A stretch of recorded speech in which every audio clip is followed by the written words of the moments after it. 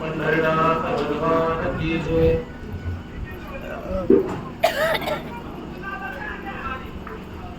हरे कृष्णा हरे कृष्णा कृष्ण कृष्ण हरे हरे.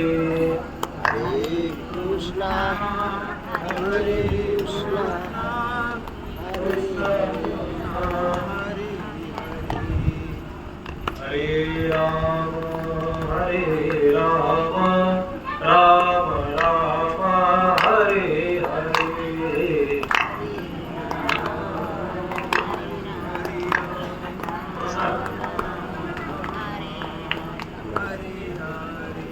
हरे कृष्णा कृष्ण कृष्ण हरे हरे. हरे कृष्णा कृष्ण कृष्ण हरे हरे. हरे राम हरे राम हरे हरे. हरे राम राम राम हरे हरे. हरे कृष्णा कृष्ण कृष्ण हरे हरे. हरे कृष्णा कृष्ण कृष्ण हरे हरे. हरे राम राम राम हरे हरे. हरे राम राम राम हरे हरे. हरे कृष्णा कृष्ण कृष्ण हरे हरे. हरे कृष्णा कृष्ण कृष्ण हरे हरे. हरे राम राम राम हरे हरे. हरे कृष्ण कृष्ण कृष्ण हरे हरे. हरे राम राम राम हरे हरे. हरे कृष्ण कृष्ण कृष्ण हरे हरे. हरे राम राम राम हरे हरे. हरे कृष्ण कृष्ण कृष्ण हरे हरे. हरे राम राम राम हरे हरे. हरे कृष्ण कृष्ण कृष्ण हरे हरे. कुंडलीक विठ्ठल श्री ज्ञानदेव तुकाराम पंढरीनाथ भगवान की जय. माऊली ज्ञानेश्वर महाराज की जय. जगद्गुरु तुकाराम महाराज की जय. लोकाभिरामं रणरंगधीरं राजीवनेत्रं रघुवंशनाथं कारुण्यरूपं करुणाकरन्तं श्रीरामचन्द्रं शरणं प्रपद्ये.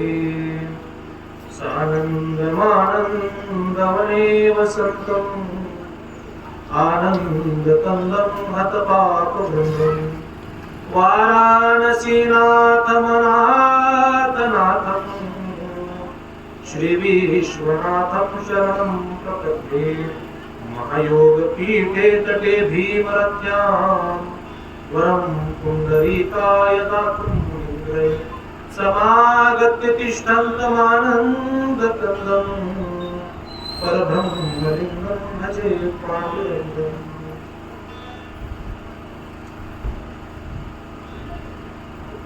श्रद्धावान् लभते ज्ञानं तत्परः संयतेन्द्रियः.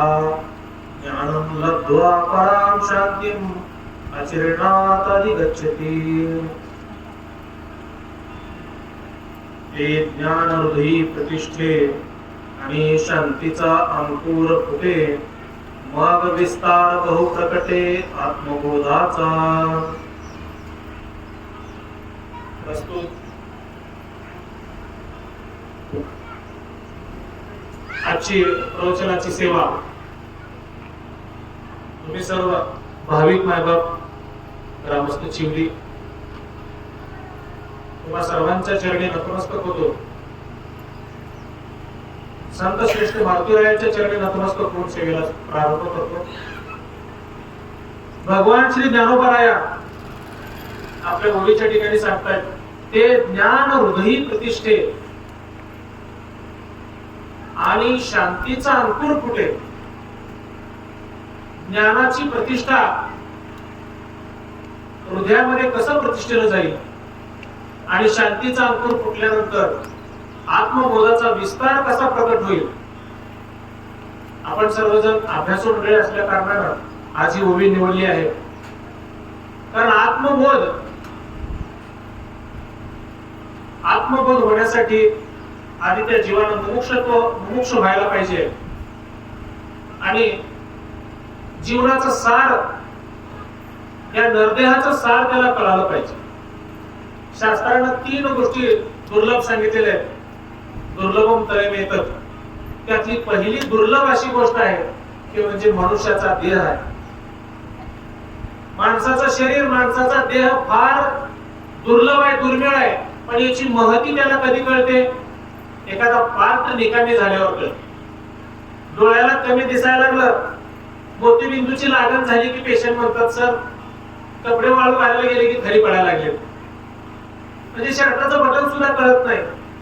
ती अवस्था निर्माण झाल्यानंतर एखाद्या गोष्टीचा अभाव निर्माण जेव्हा होतो तेव्हा त्या गोष्टीचा प्रभाव आपल्याला समजत असतो. म्हणजे अभाव, कमतरता निर्माण झाली की मग लक्षात येतं. पण हा देह कसा मिळाला? शास्त्रकार सांगतात की पाप पुण्य समान झाल्यानंतर नरदेहाची प्राप्ती झाली. आपण सगळ्यांनी ऐकलेलं आहे. पण एवढं सोपं आहे का पाप पुण्य समान करणं? मग पावला हा देह कागताली न्याय. कागताली न्याय म्हणजे कसा न्याय? तर टाळीमध्ये कावळा सापडावा अशा पद्धतीनं हा देह सापडला. म्हणजे टाळीत कावळा सहजासहजी सापडतो का? तुम्ही कथाभाग ऐकला असेल की वाळवंटामध्ये एक अंध माणूस विठ्ठलाचं नामस्मरण करत असताना त्याच्या टाळीत कावळा सापडला आणि मग त्याला राजाचे सेवक बोलवायला आले. त्यानं स्वप्न बघितलं आणि तो कावळाही उडून गेला. पण आंधळ्या माणसाच्या टाळीत कावळा सापडावा तशा पद्धतीनं आपल्याला देह मिळाला. मग हा देह मिळाला पण याची महती आपल्याला कळाली नाही. आणि ज्यांना कळाली त्यांनी भगवत प्राप्तीच करून घेतली. आणि भगवत प्राप्तीसाठी काय महत्वाचं आहे तर ज्ञानोबराय सांगतात, ते ज्ञान हृदयी प्रतिष्ठे. मग ज्ञानाची काय माहिती सांगितली एवढी? ज्ञान कशासाठी महत्वाचं आहे? एखाद्या माणसाला शेती करायची आहे, त्याला शेतातलं ज्ञान पाहिजे. किंवा एखाद्या माणसाला शिक्षक म्हणून कामावर घेताना त्याला विचारलं जातं काय पात्रता आहे, डीएड झालंय, बीएड झालंय, काय झालंय? का 10वी नापास झालेला घेतील शिक्षक म्हणून? पात्रता महत्वाची आहे आणि पात्रता ही ज्ञानानं येत असते. मग ज्ञान, शास्त्रकार सांगतात की दिवस मावळताना जर समजा दाव पडलेलं असतं एखादं आणि ते सापाच्या आकृतीमध्ये पडावं, माणूस सहजासहजी हात लावला का त्याला जाऊन? अजिबात हात लावणार नाही. की नेमकं काय आहे हे कळल्याशिवाय आपण हात लावणार नाही. आणि जर तिथं उजेड आणला, बॅटरी आणली, बघितलं दाव आहे, कळालं, कोणी उचलून ते घेऊ शकतं. कधी कळालं? तिथं उजेड आणल्यावर. पण ते उजेड म्हणजे ज्ञान आहे. आणि त्या उजेडाच्या माध्यमातून तुम्हाला ज्ञान झालं. ज्ञानाचे प्रकार आहेत. प्रत्यक्ष ज्ञान आहे, सहज ज्ञान आहे, यथार्थ ज्ञान आहे, गुह्य ज्ञान आहे. पण वास्तविक आपण पाहत असताना ज्ञानाशिवाय शास्त्रकार म्हणतात, शास्त्रकारने ज्ञानाला महत्व दिलंय. पण जगद्गुरु तुकोबाराय म्हणतात, भक्ती प्रेमाविना ज्ञान नको देवा. भक्ती आणि प्रेम असं तरच ती ज्ञान द्या. बऱ्याचदा घरामध्ये स्वयंपाक सुरू करत असते एखादी माऊली समजा, आणि त्या घरातल्या माणसाला प्रचंड भूक लागलेली आहे. पण ती काय म्हणते, भाकरी झाली लगेच जेवण म्हणते का? तिला भाजी काय ना काय त्याला द्यावं लागेल ना. नुसती भाकरी माणूस खाऊ शकणार नाही. तसं हे कोरडं ज्ञान कामाचं नाही. त्याला भक्तीची आणि प्रेमाची ओढ पाहिजे. म्हणून तुकोबाराय म्हणले, भक्ती प्रेमाविना ज्ञान नको देव.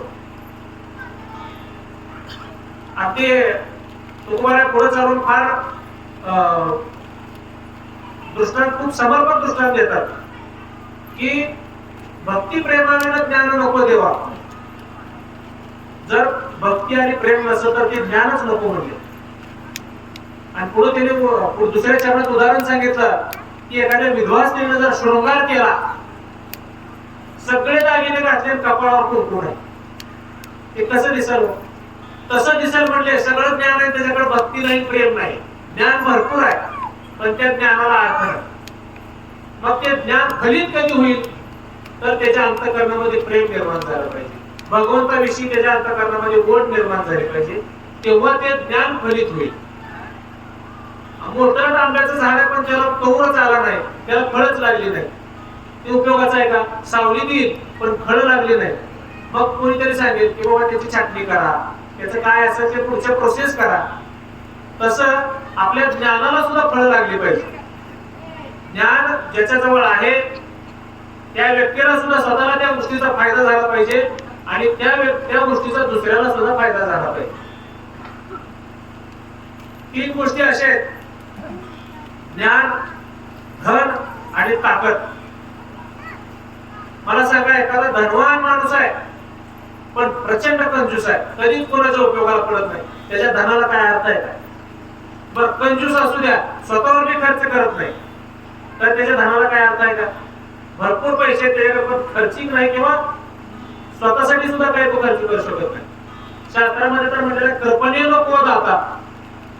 कृपण म्हणजे कंजूस माणूस. कंजूस माणसासारखा दानशूरच कोण नाही म्हणून सांगितलं शास्त्रात. का बरं असं म्हणलं? किती विरुद्धार्थी वाक्य आहे. कंजूस आहे पण दानशूर आहे म्हणलं. सगळ्यात मोठा दानशूर कोण? तर कंजूस माणूस. का बरं? मृत्यूनंतर तो सगळं दुसऱ्याला देऊन जातो. तो स्वतःसाठी सुद्धा त्याचा विनिमय करत नाही. कित्येक लोक असे असतात की सगळं असतं पण अगदी छोट्या छोट्या गोष्टी सुद्धा ते स्वतःसाठी वापरत नसतात. एवढे कृपण माणसं असतात. मग दुसऱ्याच्या मदतीला पण नंतर फार वेगळी गोष्ट. मग ज्ञान, धन आणि तुमच्या शरीराची ताकद हे तुमच्याही उपयोगी पडली पाहिजे आणि दुसऱ्याच्या सुद्धा उपयोगी पडली पाहिजे. तुमचं ज्ञान तुम्हालाही उपयोगी पडलं पाहिजे, दुसऱ्याला उपयोगी पडलं पाहिजे. तुमचं धनही तसंच आहे आणि तुमची शारीरिक मदत सुद्धा दुसऱ्याला झाली पाहिजे. 120 किलोचा पैलवान आहे पण कधी कोणाला घागर सुद्धा उचलून देत नाही. उपयोग आहे का त्याचा? बिलकुल उपयोग नाही. कारण त्याचा स्वतःलाही उपयोग होणार नाही, दुसऱ्यालाही होणार. तर ज्ञानाचं काय आहे?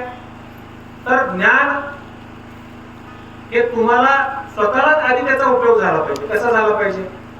तर भक्ती आणि प्रेमाचा अंकुर फुटल्यानंतर, शांतीचा अंकुर फुटल्यानंतर तुम्हाला आत्मबोध कळाला पाहिजे. याच्यासाठी ज्ञान आहे. मग हे शरीर एवढं दुर्लभ आहे ते आपल्याला कागदाने न्यायाने मिळालं, पण आपल्याला कळालं नाही. देव बऱ्याचदा असं सर्वजण म्हणतात की भगवंताचं चिंतन करा. एखाद्या गोष्टीचं चिंतन करण्यासाठी ती गोष्ट आधी आपण पाहिली पाहिजे. मला सांगा, एखाद्या माणसाला एखादी वस्तूच माहित नाही. समजा एखाद्या माणसाला म्हणलं की डोळे बंद करा आणि हत्ती आठवा, आणि त्या माणसाला हत्तीच कधी बघितला नाही, तो डोळ्यासमोर चित्र आणू शकेल का हत्तीचं? त्याला हत्ती बघितलाच नाही त्याच्या आयुष्यात. डोळे बंद केल्यावर दिसेल का त्याला? बिलकुल दिसणार नाही. एका संताकडे शिष्य होते काही, आणि ध्यान करण्यासाठी त्यांना सांगितलं होतं की ध्यान कसं करावं. तर ते काय केले, त्यांच्या 3 शिष्याला त्याने एका समुद्र किनाऱ्यावर घेऊन गेले आणि समुद्र किनाऱ्यावर एक उंट मरून पडला होता. आणि तिथं आखिर बघा म्हणजे इथं काय काय दिसतंय तुम्हाला, बघा समुद्र किनाऱ्यावर नुसता समुद्र आणि एक मेलेला उंट दिसत होता. आले आश्रमामध्ये परत आले, म्हणजे आता डोळे बंद करायचं आणि उंट सोडून सगळं आठवायचं. विद्यार्थ्यांनी डोळे बंद केले की उंटच ती मेलेला उंटच आठवायचा चेहऱ्याचं, डोळ्यापुढे तेच दिसायचं. असं का व्हायचं? आपण जेव्हा ठरवतो ही गोष्ट करायची नाही, ती निगेटिव्ह ऊर्जा आपल्याला सतत कार्यरत करत असते. सांगण्याचा हेतू काय? तर या देहाचं सार्थकत्व कशात आहे? तर जगद्गुरु तुकोबाराय म्हणले, मनुष्य देहाचे ज्ञाने सच्चिदानंद पदवी घेणे एवढा अधिकार नारायणे कृपावलोकने दिला. ठीक आहे, मग त्याच्यासाठी आधी काय करायला सांगितलं की बाबा म्हणजे दिले इंद्रिय हात पाय मुख डोळे कान बोलावया वचन. मग एवढं सगळं विस्तारित सांगितलं काय काय दिले भगवंतानं. आणि हे कशासाठी दिलंय? जेणे तू जोडसी नारायण. एवढं सगळं भांडवल दिलंय ते गारद करायचं नाही. भगवंताला आपलंसं करण्यासाठी हे दिलेलं आहे. नाहीतर जन्माएवढी तो काय केले तो मुद्दल बुडविले म्हणण्यासारखं बोल. कारण हे सगळं मुद्दल आहे देवानं दिलेलं आहे. आणि देह हा सगळ्याला जेणे देह दिला दान त्याचे करावे चिंतन किंवा देह भगवंतानं दान दिलेला आहे तर कोणी त्याचा विकत घेतलेला नाहीये ते. आणि देहाची महती हे साधन आहे. या साधनाचा वापर साध्य काय आहे आपलं हे महत्वाचं आहे. प्रापंचिक साध्य असेल तर देह कितीही झिजवा काही उपयोगाचं नाही. आणि प्रापंचिक साध्य न ठेवता हरिपाठामध्ये प्रमाण आहे बघा, करावी तातडी परमार्थाची. तुकोबारायांचं प्रमाण आहे. परमार्थाची तातडी करायची, संसाराची तातडी करून उपयोग नाहीये. आणि आपल्याला संसाराचीच तातडी पडलेली असते. हृदयाला एवढं महत्व सांगितलेलं आहे. ज्ञानोबारायांनी म्हणतात की हृदयामध्ये असता रामो सर्व सुखाची आरामो का भ्रांताशी का हो विषयावरील. हृदयामध्ये भगवंत आहे म्हणून सांगितलं ज्ञानोबारायांनी.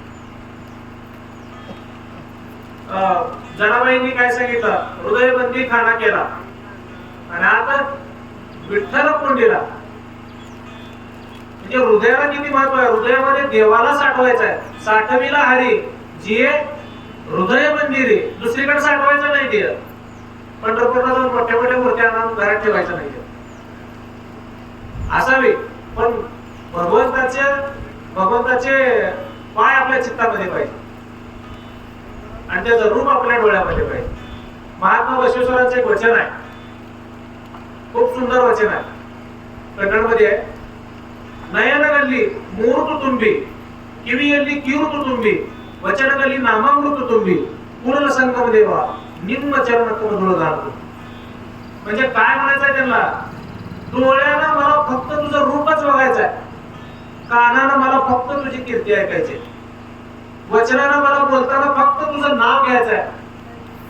आणि पूर्ण संगम देवा निम्न चरण कमळ घालतो. तुझ्या चरण कमळावरती माझा देह मला समर्पित करायचा. ही भावना संताची आहे. आणि ही भावना आपल्याकडे आल्याशिवाय मला सांगा भगवंताचं एकदा नाव मुखाला येण्यासाठी 7 जन्माचं पुण्य लागतंय. एकदा नाव मुखात येण्यासाठी 7 जन्माचं पुण्य लागतंय. आणि सगळ्यात महत्वाची ज्याच्यावरती मातृ पितृ कृपा असते, आई वडिलांची कृपा पाहिजे. तुम्हाला संतांचा हा सांप्रदायिक मार्ग दिसण्यासाठी मातृ पितृ कृपा पाहिजे. त्याच्यानंतर गुरु कृपा पाहिजे. गुरु कृपा किंवा संत कृपा पाहिजे.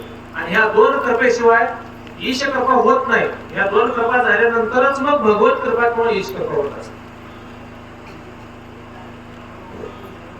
नामदेवरायांना एका वारकऱ्याने प्रश्न विचारला की देव तुमच्या हातून खीर खातो, कीर्तनामध्ये देव तुमच्या नाचतो, काय कारण आहे याचं?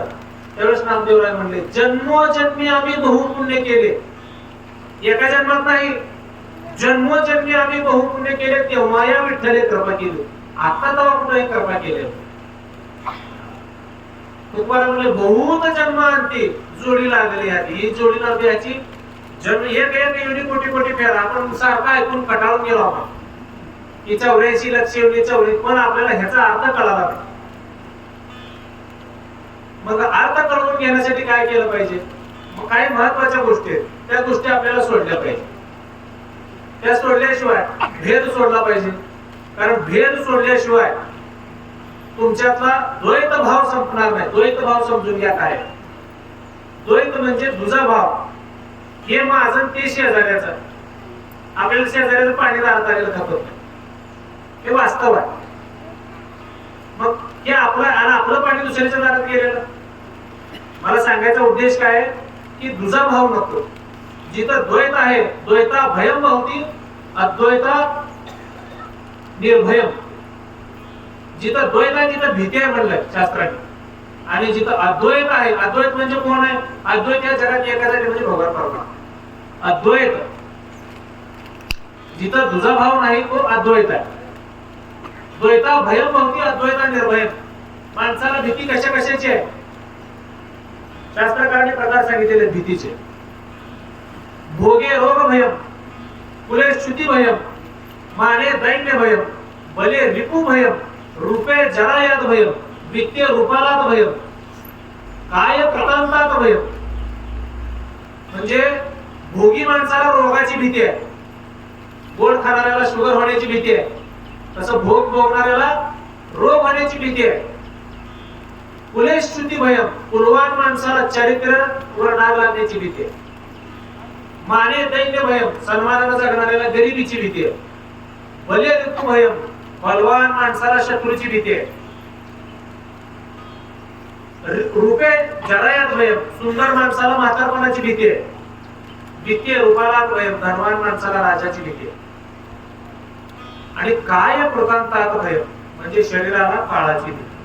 पण ही भीती नाहीशी करायची असेल तर मी आता सांगितल्यासारखं द्वैत भाव सोडायचा आणि अद्वैत भाव स्वीकारायचा. जे माझं आहे तेच माझं म्हणायचं, जे माझं नाही त्याला कधीच माझं म्हणायचं. एक छोटासा दृष्टांत सांगतो. एका ठिकाणी बस स्थानकावर एक मोठी सुटकेस ठेवून एक माणूस म्हणला, जरा याला लक्ष ठेवा, मी बाहेर जाऊन येतो म्हणून चालून गेला. आणि मग एका व्यक्तीला सांगून गेल्यानंतर ते सांगताना दुसऱ्या व्यक्तीने बघितलं की मोठलट सुटकेस याला लक्ष ठेवायला सांगून एक माणूस निघून गेला. तास झाला, 2 तास झाला, तो माणूस काय बस स्टँडवर आलाच नाही. मग त्या माणसानं म्हणला आता काय कोणी आलं नाही. मग तू सुटकेस घेऊन निघाला. निघाल्यानंतर या दुसऱ्यानं म्हणलं थांब, तुझी सुटकेस नाही, मी बघितलं ही सुटकेस दुसरं कोणीतरी ठेवून गेलंय. मग या दोघांचं भांडण लागलं, सुटकेस माझी, सुटकेस माझी. तिथं पोलीस आले. सुटकेस मोठी वजनदार आहे, काहीतरी त्याच्यात मिळत, या आशेने हिने काय केलं ते त्याला माझं म्हणले. आणि मग पोलीस स्टेशनला चला म्हणले दोघं. मग दोघांनी सांग म्हणले काय काय सामान आहे तुमचं. यानं म्हणलं माझे वाया त्या पुस्तकात कपडे आहेत, काय जे असेल ते सांगितलं. समोरच्या नाही सांगितलं. आणि कुलूप तोडलं त्याचं, उघडलं बघतात तर मध्ये एका डेड बॉडीचे तुकडे, प्रेताचे तुकडे केलेले होते. आणि मग पोलीस म्हणले हे दोघांना पहिला अटक करा, नाही दोघांना केलं. म्हणजे माझं नसलेल्या गोष्टीला माझं म्हणले, काहीतरी मिळेल ह्या आशेनं. आणि मग यांचा लोभ यांना मारक ठरला. म्हणजे ही गोष्ट माझी जी आहे ती माझी म्हणावी. शास्त्रामध्ये फार मोठं सुभाषित आहे आणि खूप सुंदर एक उदाहरण आहे. 12 वर्ष तप केलेले एक संन्यासी होते. 12 वर्ष उठायचं, भगवंताचं नामस्मरण करायचं, नदीमध्ये आंघोळ करायची, भिक्षा मागून यायची, परत नामस्मरण करायचं, दुसरा उद्योगच नाही. किती वर्ष? 12 वर्ष. आणि मग एके दिवशी असंच आंघोळीला जाताना त्यांना सोन्याची अंगठी दिसली. मग आता आपण जर संन्यासा म्हणजे आपण कशाला अंगठीला हात लावायचा, पण ह्याच रस्त्याने लाकूड कडे जाते, आपण त्याचं कल्याण करू. ठीक आहे म्हणलं. म्हणजे स्वतःच्या मनात त्याने ठरवलं की ही अंगठी पुन्हा द्यायची, आपण लाकूड तोड्याला द्यायची. त्याचा आज आपण काय कसं आपण आपल्याला नाही तर त्याला देऊ. मग सकाळी 10 वाजल्यापासून दुपारी 2 वाजेपर्यंत भजनाचा टाइम होता, पण डोक्याला अंगठीच. कवा लाकूडकडे येतो मी त्याला कवा अंगठी देतो. मला लाकूडकडे उशीर आला 3-3:30. मग हे महाराज गेले पळत पळत लाकूड तोडायला. म्हणजे थांब म्हणले आता लाकूड तोडायची गरज नाही म्हणजे, किमान 1 महिनाभर तर बसून काशील, एवढं तुला मी आज द्रव्य देतो. म्हणजे काय देणार आहोत? लाकूड तोडायला विचारलं काय देणार आहोत? महाराजांनी त्याच्या हाताला धरले, म्हणले चल तुझी अंगठी आहे वाटलं आणि हे घे तुला, मी संन्यासी मला नको. मला लाकूड तोडायला विचारलं महाराज ही अंगठी कधी बघितली? महाराज म्हणजे मी आज सकाळी 10 वाजता बघितली, गेली 10 दिवस झालं मी बघतोय. म्हणलं मी दुसऱ्याच्या दरम्यान हात लावतो. मला सांगा श्रेष्ठ कोण आहे? 12 वर्ष तप केलं का ते लाकूड तोड्या? हे काय पाहिजे जीवनाचं मर्म आहे. तर तुम्ही किती ग्रंथ वाचले, तुम्हाला किती चाली म्हणाले, काही महत्वाचं नाही. तुमचा भाव कसा ह्याला लय महत्व आहे. तुम्ही घरात करी लावून भजन करा, भगवंताला पोचतोय. तुम्ही किती चांगले माईक लावून चाली म्हणता याला काही महत्व नाही. कारण भाव महत्वाचा आहे. आणि भाव नसेल तर भाव परमार्थातही महत्वाचा आहे, व्यवहारातही भाव महत्वाचा आहे. भावाला फार महत्व आहे. तुकोबारांच्या तर एवढे अभंग आहेत भाव या शब्दावर की काय प्रमाण देता देता नको. तुका म्हणे एका भावाची कारण भावे गावे गीत किंवा माझा भाव तुझे चरण. म्हणजे भावाला फार महत्व आहे. आणि भाव जर शुद्ध असेल तर भक्ती भाव आणि मग भक्ती. व्यवहारात भक्तिभाव असा शब्द वापरला जातो. भक्ती भावाने नमस्कार करा, तर तसं नाही. आधी भाव आणि मग भक्ती.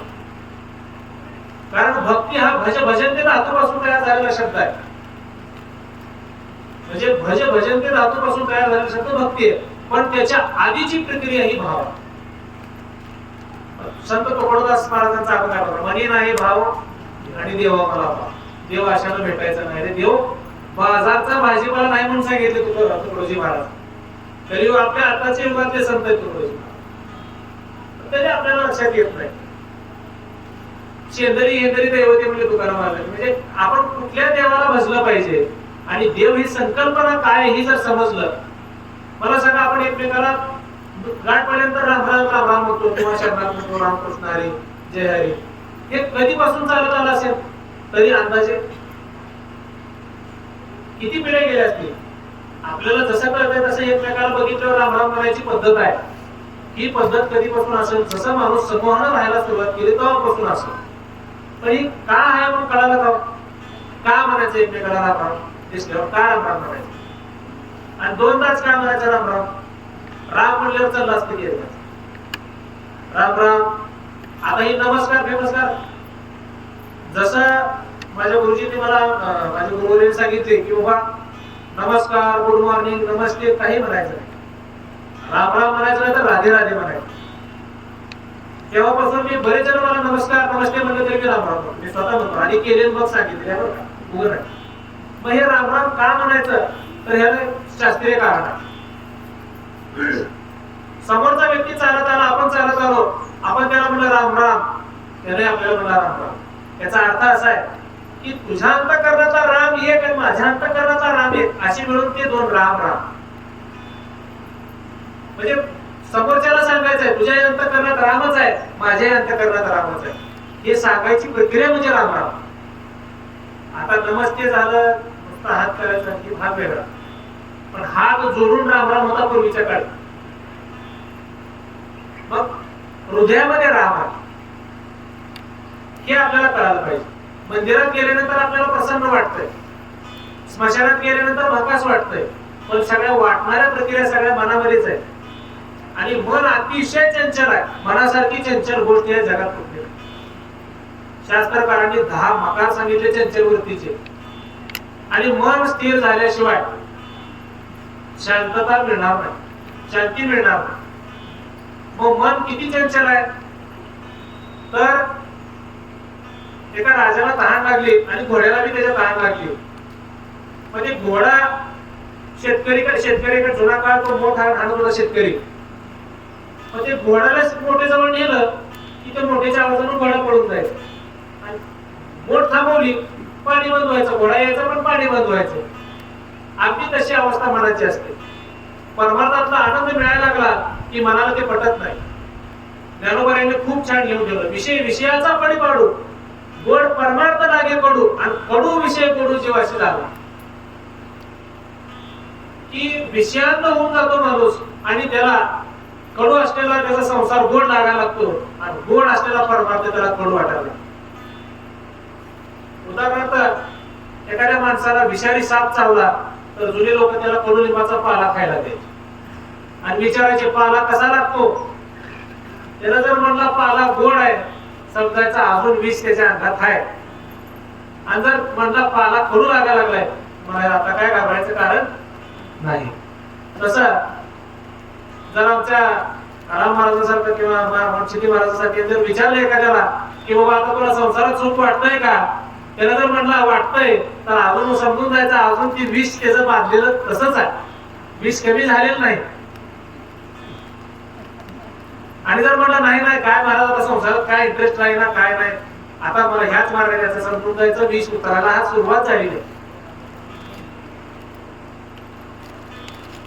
मग हा गोड परमार्थ सांगितला किंवा ही वाट कशी आहे आणि भगवंताच्या मार्गात आल्यानंतर काय होणार आहे, तर तुम्हाला शांती मिळणार. आणि शांतीशिवाय सुख नाही. तुकोबाराय म्हणले शांती परते नाही सुख, ये रावण्याची दुःख, म्हणून या शांतीदारा उतरायला पहिलं ते. शांतीशिवाय सुख नाही. मग पहिलं तेराला उतरण्यासाठी काय करायचंय, म्हणून या शांतीदारा. आणि शांतीसाठी काय महत्वाचं आहे, शांतता जिथं नांदावी असं वाटत असेल तर तिथं आधी क्रोध बाजूला ठेवला पाहिजे, राग बाजूला ठेवला पाहिजे, त्याच्याशिवाय शांती प्राप्त होणार नाही. कारण राग हे वादाचं प्रमुख कारण आहे. वादाचे शास्त्रकारांनी सांगितलेले प्रकार वेगळे आहेत, संधाय संभाषा, वितंड संभाषा, विग्रह संभाषा. पण व्यवहारात सुद्धा शांती पाहिजे असेल तर क्रोध नको. मी बऱ्याच ठिकाणी प्रवचनात उदाहरण सांगत असतो की एक महिला होती, तिच्या घरात रोज सासा सोनाची भांडणं व्हायची, प्रचंड भांडण, तोंड उघडले की भांडणच, गोड शब्दच नव्हता. ती माहेरी गेली. माहेरी एक साधू आले होते, म्हणले महाराज बघा माझ्या घरात सारखी वादावादी आहे. महाराज म्हणले मी गंगेवर एक जेल आणलं, मी बाटली काढली, बाटलीचं पाणी दिलं, की बाटली तुझ्याकडे ठेव, तुला जेव्हा वाटेल आता भांडणाला सुरुवात होणार आहे, यातले 2 घोट फक्त तोंडात ठेवायचे, गिळायचे नाहीत आणि थुकायचे नाहीत. 2 घोट तोंडात ठेवायचे, की गिळायचे नाहीत आणि थुकायचे नाहीत. ठीक आहे म्हणली महाराज. की बाटली घेऊन सासरला गेली निघून ती लेक नांदायला. मग तिच्या लक्षात दुसऱ्या दिवशी सासून लगेच खुसपट काढलं, भांडे घासले नाही, भांड्याला साबण तसंच आहे म्हणल्या म्हणले हिनं लगेच बाटली काढली, 2 घोट तोंडात ठेवले. सासून 15 मिनिट बडबड केली, गेली निघून. भांडणच मिटलं की दुसऱ्या दिवशी परत तोच प्रसंग, पुन्हा हिनं बाटली काढायची, तोंड हे करायचं. सासूला म्हणायचं आता काय कसं काय बोलणार काय. आणि थोड्या दिवसात सासूच्या लक्षात आले की आपलं काहीतरी चुकायला लागले. बिचारी सुन आपण किती म्हणलं तरी बडबड केलं तरी गप्प बसते. मग तिला पुन्हा तिला सांभाळून घ्यायला सुरुवात. मला सांगायचं काय, शांती किती महत्वाची. आपण शांत राहिल्यानंतर काय होतंय. मग ती माऊली पुन्हा माहेरी गेली. म्हणले महाराज काय तुमच्या त्या गंगाजलाचा पुन्हा आला. गंगाजल नाही म्हणले रानाचं पाणी ओळखते. म्हणजे विषय काय की शांतीसाठी काय केलं पाहिजे. मौनम सर्वार्थ साधन. जिथं वाटतं भांडण होतं तिथं मौन राहायचं. जिथं वाटतं मनावरती ताण आलाय, स्ट्रेस आलाय, तरी मौन राहायचं. मौनामध्ये खूप ताकद आहे. मौनम सर्वार्थ साधन म्हणलेलं शास्त्र. त्याच्याशिवाय शांती मिळणार. ज्ञानोबराय म्हणतात ते ज्ञान हृदयी प्रतिष्ठित. मग ते म्हणजे कोणचं सांगितलं. ते म्हणजे कोणचं. ते म्हणजे काय, दिशादर्शक शब्द आहे. हे ते इकडं तिकडं हा कसा शब्द आहे, दिशादर्शक शब्द. मग ते ज्ञान हृदयी प्रतिष्ठित. आणि ते म्हणजे लांबचे, हे म्हणजे जवळचे. मला सांगा ऋतुपाळालोचनेमध्ये म्हणले बघा, तो हा विठ्ठल बरवा, तो हा माधव बरवा. बरेच जण तो हा म्हणजे तो हा नाही, ते तो हा विठ्ठल बरवा, तो हा माधव बरवा. मग तो म्हणजे कुठला, तर पंढरपुरातला तो, आणि हा म्हणजे हृदयातला.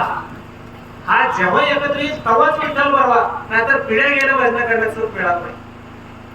कळालंच नाही तर कसं सुख मिळत. भजन जे मंगळवारी नरकाचा आहे तुकाराम म्हणजे तुकोबा आहे. त्याच्यामुळं समजून उमजून करावी भक्ती. भक्तीत ओळख असावी. आजचा आपला श्लोकच आहे, श्रद्धावान लभते ज्ञान. श्रद्धा ही तुमची आंधळी नसावी, श्रद्धा डोळस असावी. श्रद्धा आंधळी असेल तर त्याला अंधश्रद्धा असं नाव आहे. जी श्रद्धा आंधळी असते तिला अंधश्रद्धा म्हणतात. त्याच्यामुळे आपली श्रद्धा डोळस असावी. आणि डोळस कधी होईल, जेव्हा ज्ञान होईल,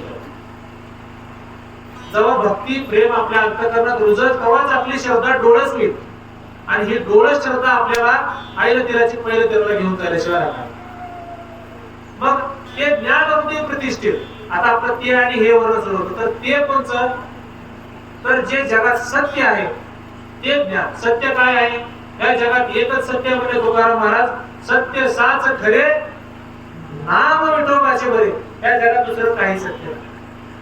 काय सत्य आहे? सत्य साच आणि खरं नाम विठोबाचे बरे. तुकाराम महाराजांचं विश्लेषण असं आहे, ज्ञानोबरायांचं तुकाराम महाराजांची गाथा, ज्ञानोबरायांची ज्ञानेश्वरी जर माणसाला अभ्यासली, जन्म कमी पडतील. जन्म. काल परवाच एक विषय झाला की एका माऊलीनं वाळवंटात एक लेकरू घेऊन सोडलं होतं आणि आज ते फार मोठे महाराज झाले वगैरे असा विषय चालू होता. मग वाळवंटावर चर्चा निघाली. तर तुकाराम महाराजांनी लिहून ठेवलेला आहे, तुका म्हणे वाळवंट, आणि 3 उपमा दिल्या वाळवंटाला, बरवे, नीट आणि उत्तम. म्हणजे वाळवंट साधा नाही. तुका म्हणे वाळवंट, बरवे, नीट, उत्तम अशी उपमा दिलेली. आणि हे आता तेच सांगायचं आहे, सत्य काय सांगितलेलं आहे. तर विठोबाचं नाम कसं आहे? नुसतं सत्य नाही, सत्य आहे, साच आहे आणि खरं सुद्धा आहे. या जगात बऱ्याच गोष्टी अशा अन्वयाने सांगितल्या जातात की काही गोष्टी खऱ्या असतात पण बऱ्या नसतात. काही गोष्टी बऱ्या असतात पण खऱ्या नसतात. काही गोष्टी बऱ्याही नसतात आणि खऱ्याही नसतात. आता उदाहरण सांगतो, लक्ष द्या. आपण पिक्चर बघतो टीव्हीवर, पिक्चर बघतो सगळेजण. पिक्चर मध्ये आनंदाचा क्षण असला तर आपण हसतो, दुःखाचा क्षण असला तर आपण रडतो. मला सांगा, बघायला कसं आहे हे सगळं? खरं आहे का बरं आहे? पिक्चर बघायला बरं आहे की, पण खरं आहे का? टीव्ही बघायला बरी आहे पण ती खरं नाहीये. मला सांगा, विष आहे, कुठले कुठले काय काय असते, एंडोसल्फान फवारायचं आपल्याकडलं, मेरा येतात तर काय विष आहे, खरं आहे का नाही? पण ते बरं आहे का आपल्यासाठी? म्हणजे जगात ज्या गोष्टी खऱ्या आहेत, बऱ्या आहेत ते सांगतोय मी. टीव्ही पाहायला बरी आहे पण ती खरी नाही. विष खरं आहे पण ते बरं नाही. आणि लहान मुलांना आपण भीती घालतो, त्या कोपऱ्यात जाऊन नको तिकडे भूत आहे, ते खरंही नाही ते बरंही नाही. पण या जगात एकमेव अशी गोष्ट आहे आणि ते म्हणजे भगवंताचं नाव आहे, जे खरंही आहे आणि सगळ्यासाठी बरंही आहे. आणि ते घेतलं तरच आपल्या हृदयामध्ये ज्ञान मिळणार आहे किंवा हृदयामध्ये ते नाव प्रतिष्ठेला जाणार आहे. आणि कलियुगामध्ये साधन असं सांगितलंय, भगवंताचं नाव हे साधन आहे. भगवंताचं नाव हे भगवंतापेक्षा सुद्धा मोठं म्हणून सांगितलंय. शास्त्रकार आमचे गुरुवर्य doctor S M Ojha sir Uttar Pradesh सांगायचे, राम नाम का, राम हे जे नाव आहे, भगवंताचं जे नाव आहे, उसका दशरथ नंदन से कुछ मतलब नाही म्हणायचे. म्हणजे दशरथाच्या मुलाशी त्याचा काही संबंध नाही म्हणायचा. भगवान श्रीराम आपण म्हणतो की भगवान युवराज श्रीराम होते, वनवासाला गेले येताना भगवान श्रीराम होऊन आले. कारण त्यांनी त्यांच्याकडे जे भाव होता, त्यांना सकाळी समजलं की दुसऱ्या दिवशी त्यांचा राज्याभिषेक आहे. आज दशरथांनी सांगितलं की उद्या तुमचा राज्याभिषेक करायचा आहे, आणि दुसऱ्या दिवशी त्यांनी सांगितलं की तुम्हाला 14 वर्ष वनवासाला जायचं.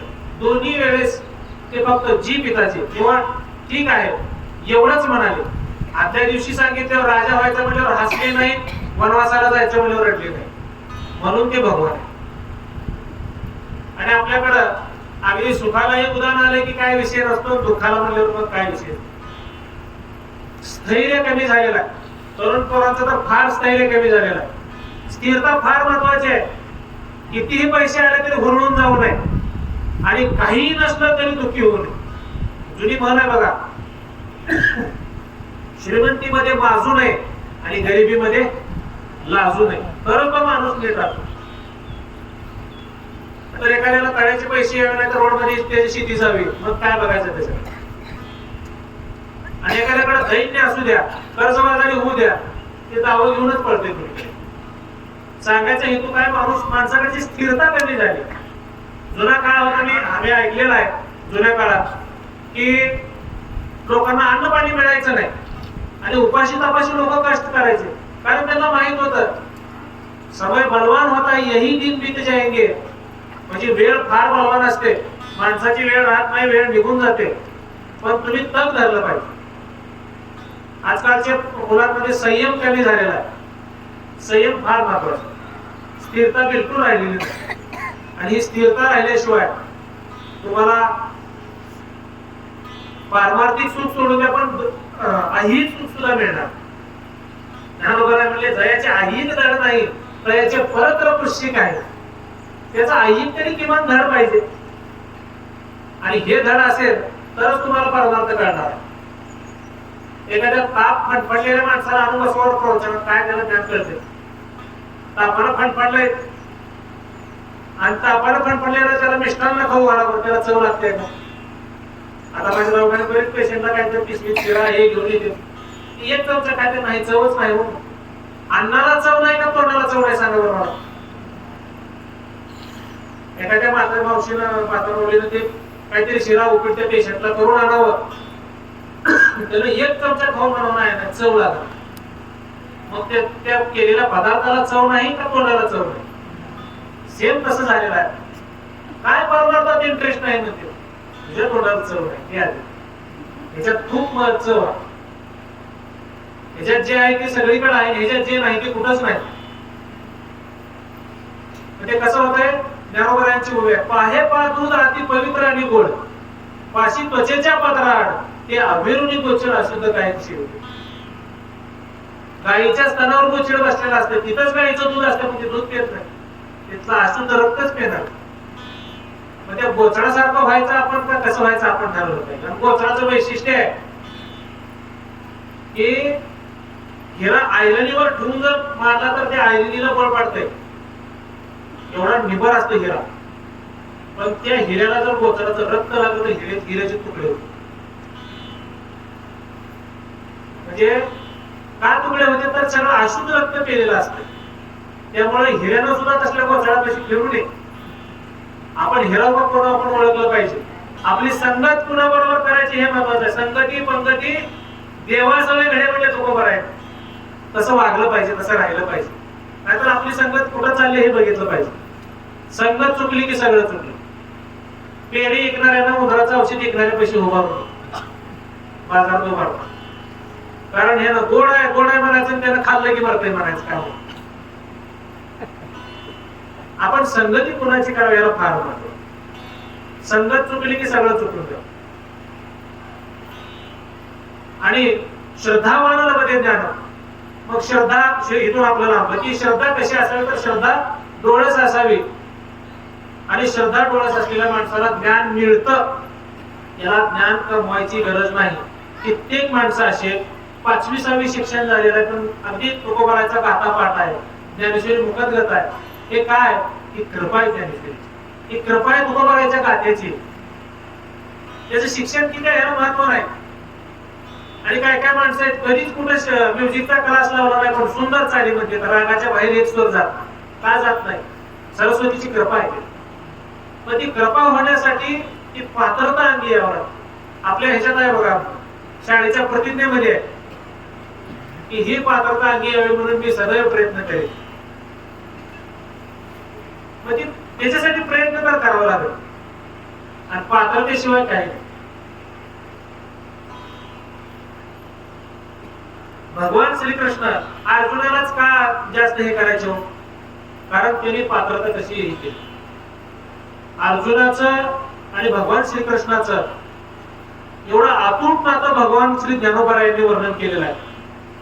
एक ओवे ज्ञानोबारायांची की भगवान श्रीकृष्णाला जर काही सांगायचं असेल तर ते फक्त अर्जुनाला सांगायचे.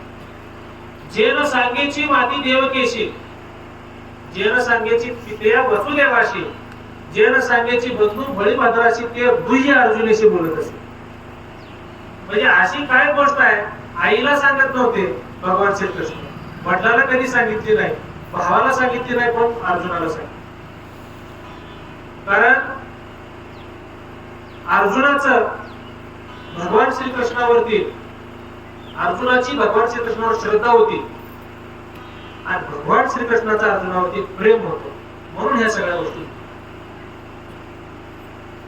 मग आपण म्हणू की बाबा आम्ही भक्ती करतो, रोज आम्ही भजन म्हणतो, नामस्मरण करतो, सगळं व्यवस्थित आहे, किंवा तरी आम्हाला असं का, एक लक्षात ठेवा, सगळ्यात महत्वाचं आपलं कर्म महत्वाचं. कर्म कधी चुकणार नाही. कर्म वास्तविक कर्म हाच धर्म आहे माणसाचा. आणि कर्म जर चुकलं म्हणजे चुकल्यावर मग फेरा पडे म्हणल्यासारखं मग फेरा पडणार. आणि ज्याचं कर्म चांगलं आहे त्याला कोणी काय त्याच्यामध्ये बाधा आणू शकत. एक छोटासा दृष्टांत सांगतो मग सिद्धांताकडे येतो की कर्म आपलं कर्म आपण केलं पाहिजे. एका जंगलामध्ये एक साधू पुरुष तपश्चर्याला बसले असताना वरून बगड्याचा थवा गेलाय आणि बगड्याचा थवा जात असताना बगड्याने त्याच्यावरती प्रातविधी केला की घाण सगळी साधूच्या कपाळावर पडली. मग हे साधू जे होते ते तपी होते. तपी म्हणजे त्यांना सिद्धी प्राप्त झाली होती. आणि त्यांनी रागाने त्या बगड्याकडे बघितलं. एवढ्या रागाने बघितलं की बगड्याची राग म्हणून बगडा खाली पडला. आणि मग महाराजांचा क्रोध शांत झाला. वास्तविक क्रोध हे शहाण्याचं लक्षण नाही. क्रोध राग हे शहाण्याचं लक्षण नाही, हे मूर्खाचं लक्षण आहे. मूर्खस्य पंच लक्षणाने, मूर्खाची 5 लक्षणं सांगतो ऐका. मूर्खस्य पंच लक्षणाने गर्व दुर्वचन क्रोधस्य दृढवादस्य परवाक्येषु अनादर. ही 5 लक्षण आहेत. पहिलं लक्षण आहे गर्व. दुसरं लक्षण आहे दुर्वचन, सतत वाईट बोलायचं. तिसरं लक्षण आहे क्रोध, राग. चौथं लक्षण आहे दृढवाद. दृढवाद म्हणजे काय? मी म्हणतो हेच खरं असं जर कोण म्हणत असेल तर ते मूर्खाचं चौथं लक्षण. आणि 5वं लक्षण आहे परवाक्येषु अनादर. समोरच्यानं बोललेल्या वाक्याचा अपमान करणं हे मूर्खाचं 5वं लक्षण. त्याच्यामुळे क्रोध, गर्व, दृढवाद, दुसऱ्याचा अपमान ह्याच्यापासून माणसानं लांब राहिले पाहिजे तर तो मनुष्य आहे. मग ह्या सगळ्याला राग आला. त्यानं त्या बगड्याकडे बघितलं, बगडा राग होऊन खाली पडला. आणि दुपारच्या टायमाला मग काय भिक्षा मागण्यासाठी गावात आला. गावात आल्यानंतर एक दार वाजवला, भिक्षा नाही. आतून माऊलीचा आवाज आला, माझं बाळ रडते, महाराज 2 मिनिट थांबा. त्याला शांत करते, त्याला दूध वगैरे पाजते, तुम्हाला भिक्षा देते. पुन्हा एक 10-15 मिनिट वेळ गेला. तेवढ्यात त्या माऊलीचा पती आला. त्यानं त्याला पाय धुवायला पाणी मागितलं. लगेच जेवायला वाढ म्हणला. त्याच्यात 10 मिनिटं गेली. इकडे बाहेर संन्यासी वाट बघायला लागलेला आहे. भिक्षा नाही म्हणून जोर कावळे मारले. आणि काही संन्याशांचं कसं असतं, एकाच घरात भिक्षा मागायची, त्यांनी दिली तर खायचं, ना तर आपलं परत तपश्चर्याला जायचं. मग ती माऊली शेवटी अर्ध्या तासानं भिक्षेचं पात्र घेऊन आली. आपल्या कर्माचं महत्व सांगतो मी तुम्हाला. ती माऊलीनं काय केलं, आधी बाळाला दूध पाजलं, तिचा पती आला, त्याला पाय धुवायला पाणी दिलं, त्याला जेवायला वाढलं. आणि मग पुन्हा हा धर्म, भिक्षेचा धर्म वाढायला आली. त्यावेळेस त्या साधूनं एकदम रागानं त्या स्त्रीकडे बघितलं. एवढ्या रागानं बघितलं की त्या स्त्रीला लक्षात आलं की महाराजाला गर्व आला, क्रोध आला, पण मी माझ्या कामात होते. आणि तिला एवढं ज्ञान झालं की ती त्या महाराजांना म्हणली, महाराज एवढ्या रागानं माझ्याकडे बघू नका, मी काय जंगलातला बगळा नाही म्हणले, तुम्ही बघितलं राग म्हणून खाली पडा. महाराज म्हणले, जंगलात घडलेला प्रसंग ह्या माऊलीला कसा कळाला? आणि तिच्या चरणावर लोटांना काढलं. म्हणले, खरोखर तू तुझ्या पतिव्रताच्या कामामध्ये तू काम करत होतीस आणि माझं चूक झाली म्हणून महाराजांनी तिथं माफी मागितली. मला सांगायचा उद्देश एवढाच आहे की आपलं काम आपण व्यवस्थित केलं पाहिजे. त्याच्यात पुन्हा कसर सोडायची नाही.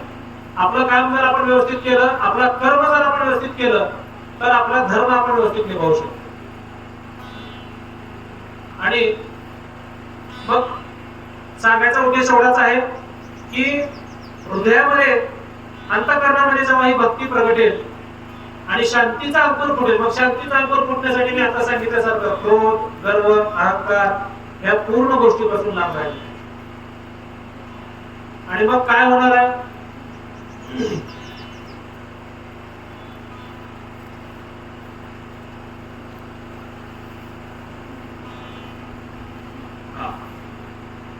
मग विस्तार बहुप्रकटे आत्मबोधाचा.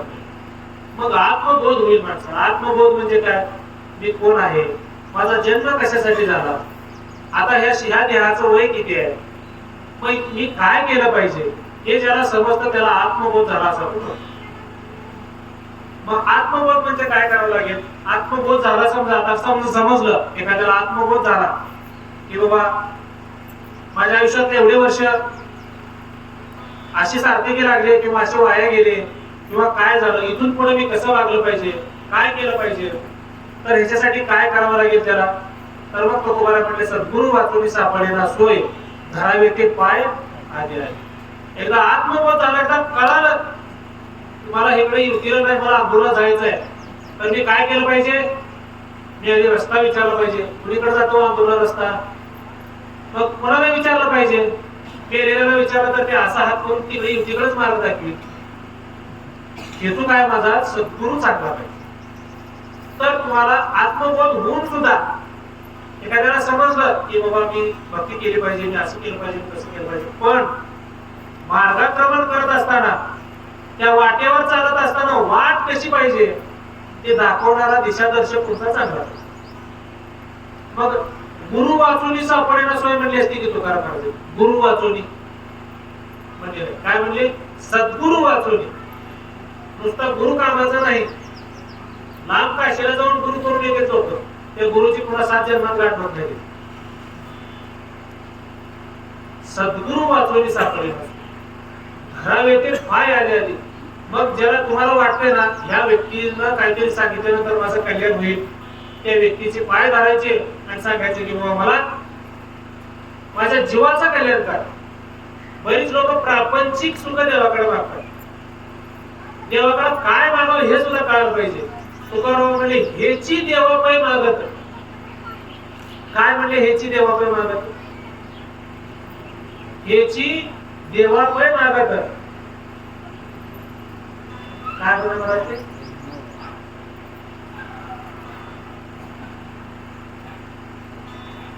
म्हणजे देव किंवा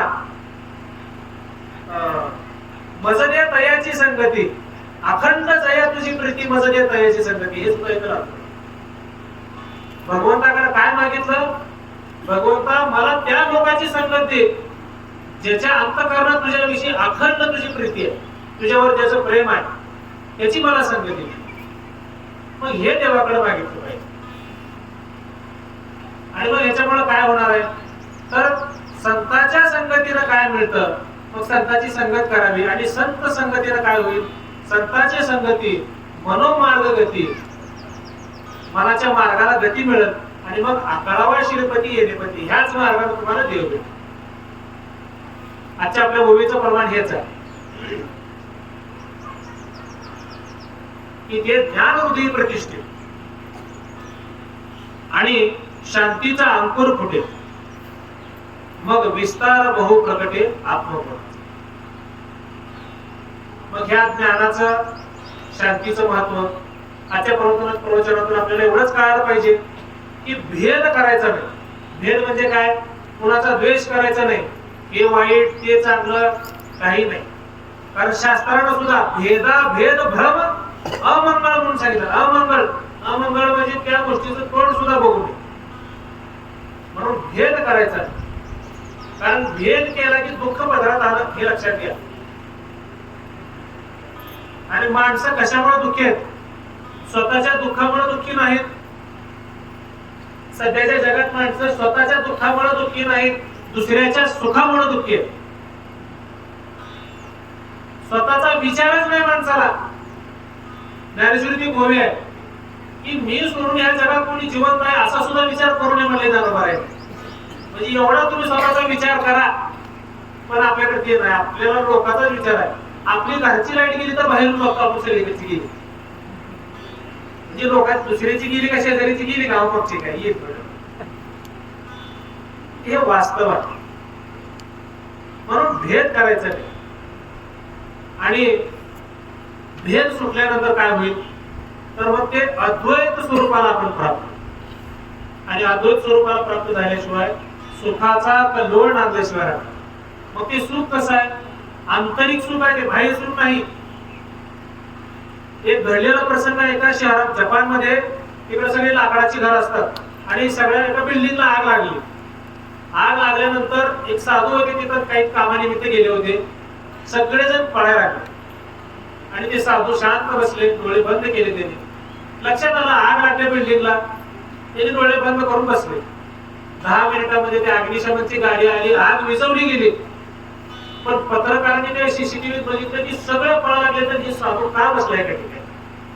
साधूची मुलाखत घेतली की महाराज तुम्ही का बसणार एका ठिकाणी? सगळे माणसं पळा लागले जीव वाचवण्यासाठी, कुठेतरी लपण्यासाठी पळा लागले, तुम्ही का बसला? महाराज म्हणले की ह्या जगात एकमेव अशी गोष्ट आहे की मी तिथं सुरक्षितपणे लपू शकतो, ते म्हणजे माझा अंतकरण. आणि ते मला सापडलेलं म्हणजे मला कुठं लपायची गरज नाही. पण हे जेव्हा आपल्याला सापडेल त्यावेळेस आपल्याला कुठं न लगती सायास जावे वनांतरा, कुठं वनात इकडे तिकडे तीर्थाटनाला जायची गरज नाही. सुखी येतो घरा नारायण. बरीच माणसं मला भेटली की सांगते काय नाही, काशी झाली, इकडे गेलो, प्रयाग झालं, अयोध्या झालं, 4 धाम झाले, दुसरीकडे 4 धाम झाले. काही नाही. ज्ञानोबारायांची ओवे, तीर्थक्षेत्री मी नसे, तीर्थक्षेत्री मी नसे, वेणू एक भानुबिंबी ही न दिसे. म्हणजे मी तीर्थक्षेत्रात नाही, एक वेळ मी सूर्याला सुद्धा दिसणार नाही. मग मी कुठं आहे? परी तया पाशी पांडवा. अर्जुनाला म्हणले ऐक अर्जुना, मी कुठं आहे सांगतो. मी त्यांच्या जवळ आहे. कुणाजवळ? परी तया पाशी पांडवा, हरपला मी घेऊसावा, जे नाम घोष बरोबर करते माझा. जिथं माझं नामस्मरण चालू आहे तिथं मी 100% मग देव ओळखायला जायची काहीच गरज नाही. आपण स्वतःच नामस्मरण करायचं, देव समोर बसला पाहिजे. एक ते छोटासा अभंग आहे बघा, अभंग म्हणता येणार नाही, भजन आहे की मीरा के जैसे तुम बुलाते नहीं, कोण कहता है भगवान आते नहीं. म्हणजे कोण म्हणताय की देव येत नाही, तुम्ही मीरा सारखं बोलवत नाही. कोण कहता है भगवान खाते नहीं, तुम माँ यशोदा जैसे खिलाते नहीं, तुम्ही माँ यशोदा सारखं खाऊ घालून बघा, देव खाल्लाच पाहिजे. कोण कहता है भगवान सोते नहीं. म्हणजे हे भजन आहे. या संतांसारखं आपण जेव्हा वागायला सुरुवात करू त्यावेळेस मला सांगा, पूर्वीच्या काळी लोक चालत जायचे आणि जर समजा वाटेच्या कडेला जात असताना एका गावात दुसऱ्या गावाला मार्गक्रमण करत असताना रस्ता विचारायचे नवीन माणसं की बाबा रस्ता कसा आहे. मग जर कोण म्हणत नाही वाटेने कोठे घरात जावा, तर लोक बिंदास चालत जायचे. आणि जर सांगणाऱ्याने सांगितलं नाही नाही नाही वाट लय खराब आहे, चोराची त्याची भीती आहे, लोक धरून मारतील वाटत म्हणलं जाईल मग माणूस पुढे धाडसच करणार नाही. आणि हे धाडस द्यायचं काम ही संतांनी केलं की ह्या मार्गाने मार्गक्रमण केल्यानंतर 100% भगवत प्राप्ती होते. तुकोबरा म्हणजे पाहिला पाहिला नंदाचा नंदन, किंवा आजीम्या ब्रह्म पाहिले. स्वतः तुकोबरायांनी सांगितले की मी देव पाहिला. ज्ञानोबरायांनी सुद्धा म्हणले बघा, म्हणजे देव ही तुमच्या सतत सोबत आहे. देव हा काय कुठं काय आणायची गोष्ट नाहीये. भगवान श्रीकृष्ण अर्जुनाला म्हणतात की या जगात मी कसा आहे, तर हे जग निखिल माझेची वतीले म्हणले. हे आत बाहेर मी कोंदले, हे जग निखिल माझेची वतीले, तरी परी तया कैसे कर्म आळाले मीची नाही म्हणते. म्हणजे सोनारानं सोनं तापवावं, त्याचा एखादा अलंकार बनवावा, कड बनवावं. मग मला सांगा कड आणि सोनं वेगळं आहे का? सोनाराला म्हणायचं आपण कड फक्त दे, सोनं काढून घे, जमल का तसं? कारण कड आणि सोनं ज्या एकरूप भावानं समवायी संबंधानं बांधलेले आहेत, याच समवायी संबंधानं भगवंतानी हे जग बांधलं. म्हणजे देव नाही अशी जागाच नाही. बरीच माणसं म्हणते नुसती मूर्ती पूजा करू नका, इकडे करू नका. काय मूर्तीतही देव आहे, मूर्ती नाही तिथे बी देव आहे. देव नाही अशी जागा शिल्लक नाही. हे आत बाहेर मी या कोंदले म्हणजे कोंडून भरले. हे जग निखिल माझेची वतीले, म्हणजे धातू तापवून एखाद्या साच्यात ओतावा तसं देव ओतला आहे भगवंताने. म्हणजे देवच ह्या सगळ्या विश्वात आहे. पुढची ओळ असे परी तया कैसे कर्म आणाले, हे लय महत्वाचं आपल्यासाठी. आपलं कर्म काय आडवं आलं की आपण देवच मानायला तयार नाही. भगवान श्रीकृष्ण म्हणजे अध्याय 3 मध्ये होईल परी तया कैसे कर्म आणाले मीच नाही म्हणते, म्हणजे मलाच मानायला तयार नाही म्हणजे. मग आपलं कर्म आड येऊ नये याच्यासाठी कर्म चांगलं करावं. आज आजची झालेली प्रवचन सेवा तुम्हा सर्व संतांच्या चरणी, भाविक मायबापांच्या चरणी, हनुमंतरायाच्या चरणी आणि भगवान श्री ज्ञानोबारायाच्या चरणी, सद्गुरूंच्या चरणी समर्पित करून आपली वेळ झालेली आहे. आणि मी प्रत्येक प्रवचनाच्या कीर्तनाच्या ठिकाणी आता सध्या सांगत आहे की सध्याची जी संप्रदायाची अवस्था आहे ही थोडी आपण बदलली पाहिजे, श्रोत्यांनी बदलली पाहिजे. सगळं बाजारीकरण झालेलं आहे. जगद्गुरु तुकोबारायांचा अभंग आहे, जेथे कीर्तन करावे तेथे अन्न न सेवावे, माळा घालू नये गळा, बुका लावू नये भाळा, तट्टा वृषभासी दाना तुरण मागू नये जाना, तुका म्हणे द्रव्य घेती देती तेही नरका जाते. हे सगळ्यांना पाठ सुद्धा असू शकेल, पण या उक्तीप्रमाणे आपण वागलं पाहिजे. 2 मिनिटांमध्ये याचा अर्थ सांगतो. जेथे कीर्तन करावे तेथे अन्न न सेवावे. सगळ्यांना लक्षात आलं असं की जिथं कीर्तन करावं तिथं जेवण करू नये. आणि मला सांगा, जुने लोक म्हणायचे आज कुणाची सेवा आहे, अजूनही म्हणतात प्रवचनाची सेवा कुणाची आहे, कीर्तनाची सेवा कुणाची आहे. म्हणजे कीर्तन आणि प्रवचन ही काय हो, काय सेवा आहे. प्रवचनाची सेवा आहे, कीर्तनाची आणि सेवेचा मोबदला घ्यायचा नसतो आणि घ्यायचा असतो. लेकरांना पाय दाबायचे, बघू 200 रुपये म्हणायचे, असं आहे का? ही मी जी करत आहे तुमची, ही मी सेवा करतोय. मग ही सेवा भावाने केलं पाहिजे. आणि सेवा धर्म परम गहन हा योगीनाम अगम्य म्हणले शास्त्रामध्ये. हा सेवा धर्म कुणालाही मिळत नाही. सेवा धर्म हा एवढा अवघड आहे की तो कुणालाही मिळत नाही. तिथं पुण्यच फलित व्हावं लागतं. जेथे कीर्तन करावे तेथे अन्न न सेवावे. दुसरी गोळ आहे, दुसरं चरण आहे, माळा घालू नये गळा, बुका लावू नये भाळा. तिसरं चरण फार महत्वाचं आहे, तट्टा वृषभासी दाना तोरण मागू नये जाना. कीर्तनकार जर घोड्यावर बसून आला तर त्यानं घोड्याचा हातभरे सगळं घेऊन यायचे स्वतःचे. बैलगाडीतून आला तर बैलगाडीत कडवा घेऊन यायचा. याचा अर्थ डिझेलला सुद्धा पैसे घ्यायचे. हे कोणी सांगत नाही. कीर्तनकार दुकानं बंद पडतील ना. मी प्रत्येक कीर्तनात, माझ्या प्रवचनात कीर्तनात मी सांगतो, कारण हे सांगितलंच पाहिजे. मी प्रसंग ऐकला, तोडकरी महाराज म्हणून एक होते, त्यांना गाडीवर एक जण घेऊन गेलो वय झाल्यावर, नाही तर ते स्वतःच यायचे बसणं. तर गाडीवर घेऊन आल्यावर ते म्हणले मला बैल घेऊन फेडावं लागत रे. म्हणले तुझे उपकार काय? म्हणले गाडीवर घेऊन आलाच आणि घेऊन सोडलाच म्हणून तुझे उपकार बैल होऊन फेडावं लागत. ही सेवा आहे. तट्टा वृषभासी दाना तरुण मागू नये जाणार. गवताची काडी सुद्धा मागायची नाही, घेऊन यायचं. आणि तुका म्हणे द्रव्य घेती आणि देती तेही नरकाचं. संप्रदायाचा बाजार होणे एवढीच इच्छा आहे. झालेली सेवा तुम्हा सर्व संत मंडळीच्या चरणी समर्पित करतो. सेवेला पूर्ण विराम देतो. कुंडली गजाय विठ्ठल श्री ज्ञानदेव तुकाराम पंढरीनाथ भगवान की जय. माऊली ज्ञानेश्वर महाराज की जय. जगद्गुरु तुकाराम महाराज की जय. विठ्ठल विठ्ठल विठ्ठल विठ्ठल विठ्ठल विठ्ठल.